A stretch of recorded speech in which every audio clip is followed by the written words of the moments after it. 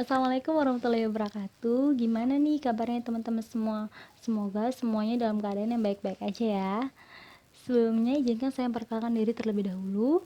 Perkenalkan, nama saya Faiza Halwaniyah. Saya dari kelas 1B PGSD Universitas Lambung Mangkurat. Saya dari kelompok 2 mata kuliah perkembangan peserta didik. Baiklah, selanjutnya saya juga akan perkenalkan rekan-rekan saya dari kelompok 2, yaitu Diang Novita Wolansari, Hairun Nazah, Maulidi, Muhammad Hasbi Munawar, Mutiara, dan Stefan Riyad Akbar.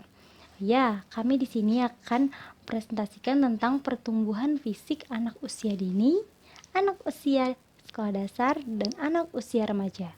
Baiklah, untuk penjelasan yang pertama, saya persilahkan kepada teman-teman saya. Silahkan. Perkenalkan, nama saya Hairun Nazah. Di sini saya akan menyampaikan materi tentang pengertian perkembangan fisik. Jadi perkembangan fisik adalah perkembangan yang berkaitan dengan tinggi dan berat badan serta bentuk tubuh. Perkembangan otak pada usia sekolah dasar berbeda pada usia-usia sebelumnya. Usia 6-12 tahun, perkembangan fisik relatif lebih lambat dan lebih konsisten. Laju perkembangan seperti ini berlangsung sampai terjadinya perubahan-perubahan besar pada awal masa pubertas.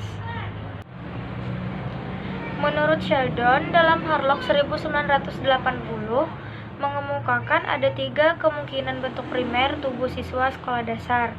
Yang pertama, endomorph, yakni yang tampak dari luar dan berbadan besar.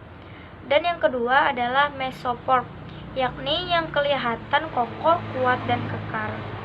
Dan yang terakhir adalah ektomorph, yakni yang tampak jangkung, dada pipih, lemah, dan seperti tidak berotot. Menurut Suhartono dan Hartono pada tahun 2008, pertumbuhan adalah perubahan secara fisiologis sebagai hasil dari proses pematangan fungsi-fungsi fisik yang berlangsung secara normal pada anak yang sehat dalam perjalanan waktu tertentu. Dan menurut Hartina pada tahun 2008, pertumbuhan berkaitan dengan perubahan yang bersifat kuantitatif, yang mengacu pada jumlah besar serta luas, yang bersifat konkret, yang biasanya menyangkut ukuran dan struktur biologis. Perkenalkan, nama saya Stefan Riyad Akbar. Di sini saya akan menyampaikan materi tentang ciri-ciri pertumbuhan fisik secara umum. Yang pertama, dapat diukur secara kuantitatif. Yang kedua, reproduksi secara metosis. Yang ketiga, perubahan pada ukuran tubuh bersifat irreversibel. Yang keempat, bertambahnya ukuran tubuh. Yang kelima, pertambahan ukuran sel dan pertambahan jumlah sel. Selanjutnya, perkembangan fisik pada anak usia dini. Pada masa ini, perkembangan fisik anak lebih lambat karena ini merupakan awal mereka. Seperti ketika sedang bermain, anak mencoba pengalaman baru dan peran sosial. Tahap ini ditandai dengan perilaku-perilaku mereka yang senang mencoba hal-hal baru, diantaranya berjalan-jalan sendiri, mengunjungi tetangga, berjalan pada jari kaki, belajar berpakaian dan membuka pakaian mereka sendiri, menggambar garis silang, menggambar orang, hanya kepala dan badan, mengenal 2 atau 3 warna, bicara dengan baik, mendengarkan cerita-cerita. Perkenalkan, nama saya Mutiara. Di sini saya akan menjelaskan materi tentang perkembangan fisik pada anak usia sekolah dasar. Perkembangan fisik anak sekolah dasar adalah perubahan fisik atau pertumbuhan biologi yang dialami oleh anak usia sekolah dasar, yakni mulai umur 6 tahun sampai dengan 12 tahun. Menurut Seifert dan Hofnu, pada tahun 1994, perkembangan fisik meliputi perubahan-perubahan dalam tubuh, seperti pertumbuhan otak, sistem syaraf, organ-organ indrawi, pertambahan tinggi dan berat, serta hormon dan lain-lain. Dan perubahan-perubahan cara individu dalam menggunakan tubuhnya, serta perubahan dalam kemampuan fisik. Bagi anak usia sekolah dasar, perkembangan merupakan hal yang penting, karena akan mempengaruhi perilaku mereka sehari-hari, termasuk perilaku dalam belajar. Perkembangan fisik yang dimiliki oleh masing-masing anak akan mempengaruhi persepsi mereka pada dirinya sendiri dan dengan orang lain. Artinya, anak-anak yang memiliki fisik yang ideal akan lebih percaya diri daripada anak yang kurang ideal. Perkembangan fisik anak usia sekolah dasar juga disertai dengan perkembangan psikologisnya yang dapat ditandai dengan sebagai berikut. Yang pertama, ketangkasan meningkat. Yang kedua, melompat tali.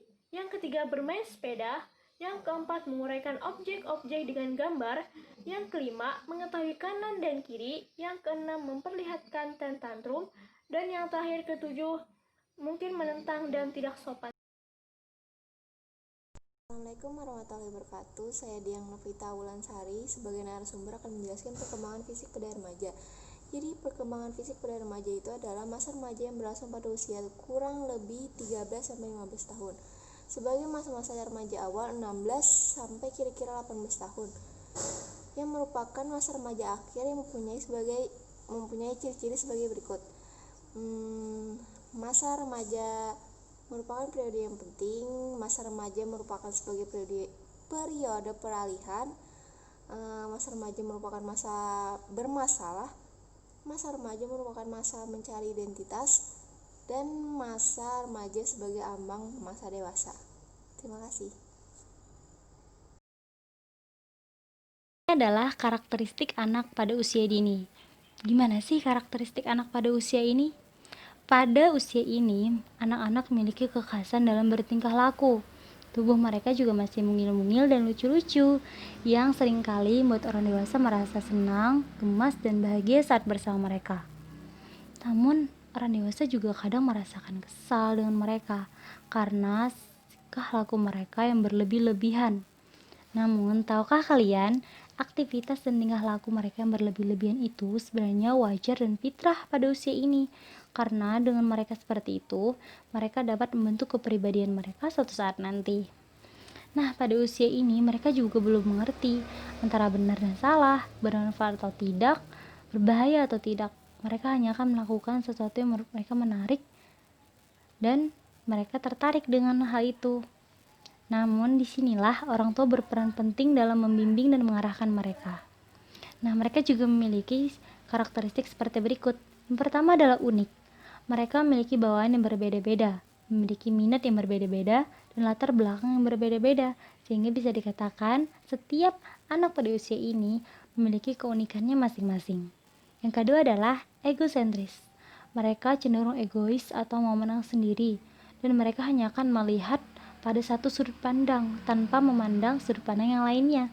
Mereka hanya akan mengerjakan hal yang menurut mereka berkaitan dengan mereka dan penting bagi mereka. Nah, ketiga adalah aktif dan energik. Mereka tidak akan pernah berhenti beraktivitas, apalagi itu merupakan hal yang baru dalam hidup mereka. Mereka akan selalu senang dan selalu bermain dengan itu. Apalagi apabila mereka lelah, maka barulah mereka tidur. Keempat itu adalah rasa ingin tahu yang tinggi. Nah, mereka selalu memperhatikan secara lama hal yang menurut mereka itu baru dan menarik. Yang keempat itu adalah eksploratif dan berjiwa petualang. Mereka senang menjelajah, berjalan ke sana kemari, bermain dengan siapapun untuk mengetahui hal-hal yang belum mereka ketahui. Nah, yang keenam ada spontan. Mereka cenderung refleks dalam beraktivitas. Mereka langsung menirukan apa yang mereka lihat karena mereka cenderung refleks dalam bertingkah laku. Ketujuh ada senang dan kaya dalam fantasi. Mereka suka tuh cerita-cerita khayalan seperti dongeng. Mereka senang mendengarkan cerita-cerita dongeng, atau mereka juga kadang sering menceritakan cerita-cerita khayalan kepada orang lain karena fantasi mereka yang tinggi. Yang kedelapan, mudah frustasi. Mereka terkadang kecewa jika apa yang mereka lakukan itu tidak memuaskan bagi mereka. Mereka akan kecewa dan cenderung mereka juga bisa akan menangis karena hasilnya tidak memuaskan. Yang kesembilan ada kurang pertimbangan. Mereka belum matang dalam beraktivitas dan mereka belum bisa menimbang yang mana yang membahayakan dan tidak. Mereka tuh bisa asal seberang jalan tanpa memperhatikan kiri dan kanan karena mereka belum bisa membedakan yang mana itu membahayakan atau tidak bagi mereka. Yang ke-10, daya perhatian yang pendek. Jika mereka tidak suka dengan hal tersebut, maka mereka akan langsung menjauh. Mereka tidak melihat apa-apa lagi. Jika itu tidak menarik bagi mereka, maka mereka akan meninggalkannya. Yang 11 ada bergairah dalam belajar. Nah, pada masa ini mereka pada suka-sukanya belajar hal-hal yang baru dalam hidup mereka. Mereka suka menggambar, mereka suka menulis coret-coret karena menurut mereka itu hal baru dalam hidup mereka. Yang ke-12 ada semakin menunjukkan minatnya. Mereka suka bermain dengan teman-teman lainnya, suka bekerja sama, karena dalam usia ini mereka sudah mulai meningkatkan minat mereka terhadap apa? Terhadap apa yang mereka suka dan mereka anggap hal itu menarik. Sekian, selanjutnya silahkan kepada rekan saya untuk melanjutkannya. Nama saya Maulidi. Di sini saya akan menjelaskan tentang karakteristik perkembangan fisik anak usia sekolah dasar dan karakteristik perkembangan fisik usia remaja. Pertama, karakteristik perkembangan fisik anak usia sekolah dasar.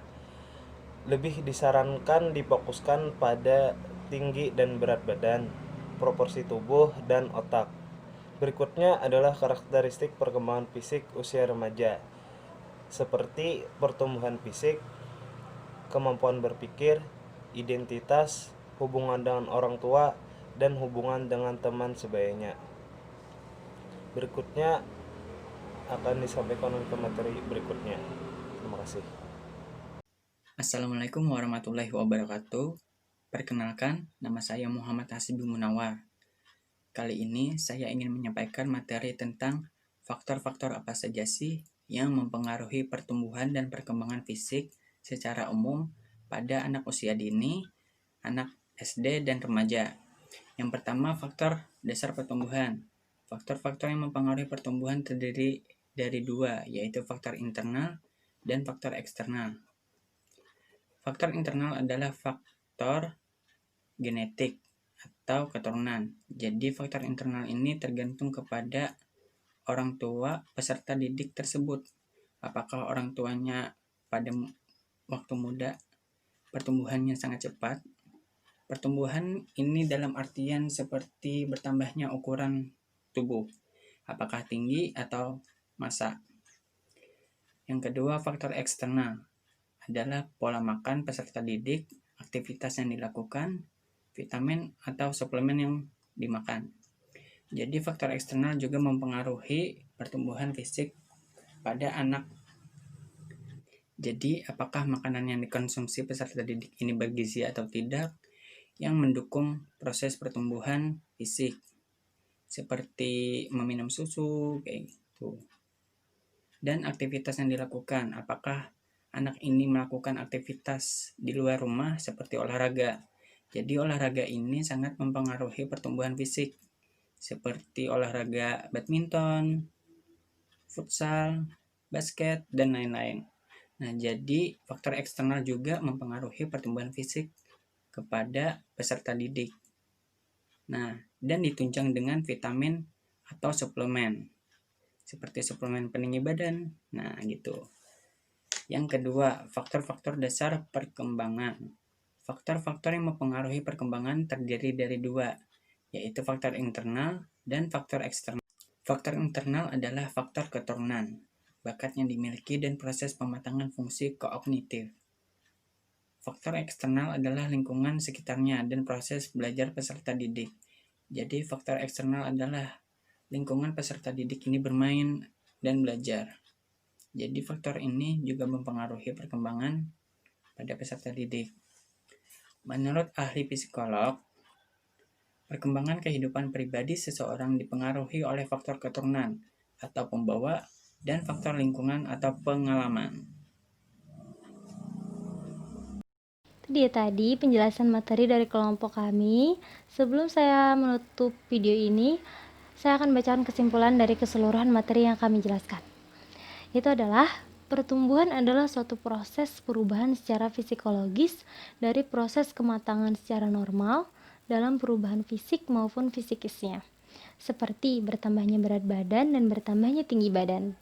Bagi anak-anak usia sekolah dasar, perkembangan fisik merupakan hal yang penting karena akan memengaruhi perilaku mereka sehari-hari, termasuk perilaku dalam belajar.